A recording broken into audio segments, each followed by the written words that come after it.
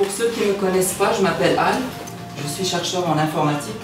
Je travaille à l'université Pierre-Marie Curie. Je fais la recherche en informatique des données et l'intelligence artificielle.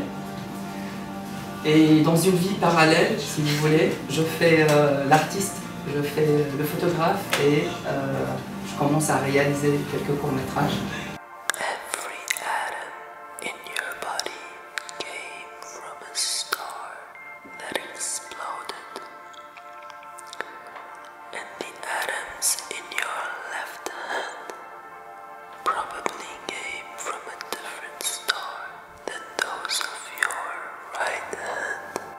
Je suis allé en Islande, c'est à cause d'un jeu de pile ou face que je suis parti, parce qu'un jour avant ça, il y avait le volcan de Barbarbunda qui se met en mode éruption.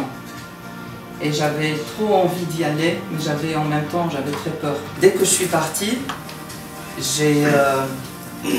j'étais dans l'avion vers minuit.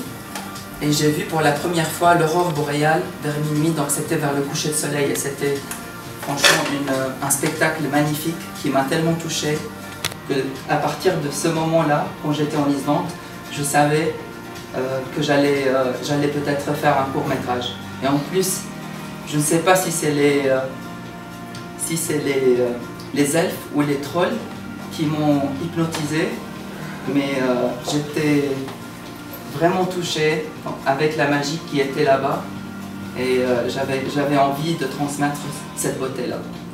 Suite au succès du premier, qui a été présenté à Cannes et qui était primé dans un Off Cannes, ça a motivé les autres courts-métrages et ça me fait vraiment plaisir que vous soyez là parce que c'est quelque chose d'assez intime et de fort que je vais partager avec vous.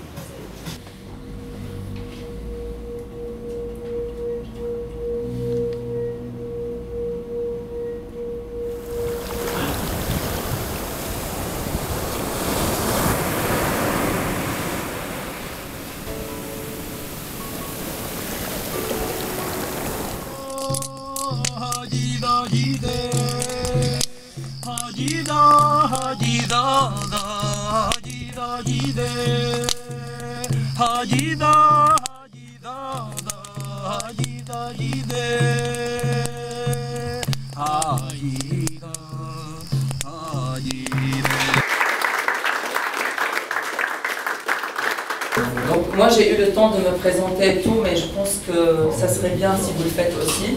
Ben, elle est timide quand même. De quelle étoile tu viens et qu'est-ce que tu pratiques sur cette étoile? Je viens d'une planète où on essaie d'apprivoiser les renards et les roses. On appelle ça un psychothérapeute. Bonsoir, je m'appelle Angèle et j'ai échoué sur la planète Terre et j'essaye d'inspirer des gens. Je viens pas d'une étoile, je suis une star. Ça a été expliqué l'inspiration pour le premier film, mais quelle était ta source de motivation pour le second et le troisième? Je voulais surtout compléter l'idée de voyager. En fait, j'ai pensé à beaucoup de gens qui chaque fois m'expriment cette idée de vouloir disparaître, de vouloir changer de vie. Et c'est toujours un peu la peur qui leur empêche. Parce qu'on peut tout faire. Et la seule chose qui nous bloque, c'est notre tête. Et dans le troisième, je me lance sur une idée un peu plus peut-être philosophique qui nous demande est-ce qu'on se connaît vraiment. Je voulais savoir si à travers cette expérience chamanique, tu avais trouvé des éléments de réponse. En fait, à travers ce voyage, j'ai eu plus de questions que de réponses. Mais je savais mieux comment poser la question. Je pense que Picasso a dit ça. Les ordinateurs, ils savent donner des très très bonnes réponses, mais ils ne savent pas faire des questions. C'est juste une remarque sur...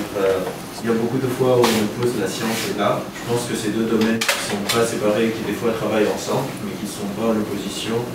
La science et la curiosité créatrice.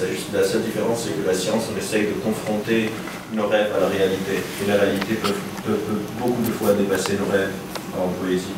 Ça m'a fait vraiment plaisir que tu as parlé. J'allais dire tout ça, mais je ne savais pas comment. On peut terminer sur ce point-là. Vive la science et vive l'art.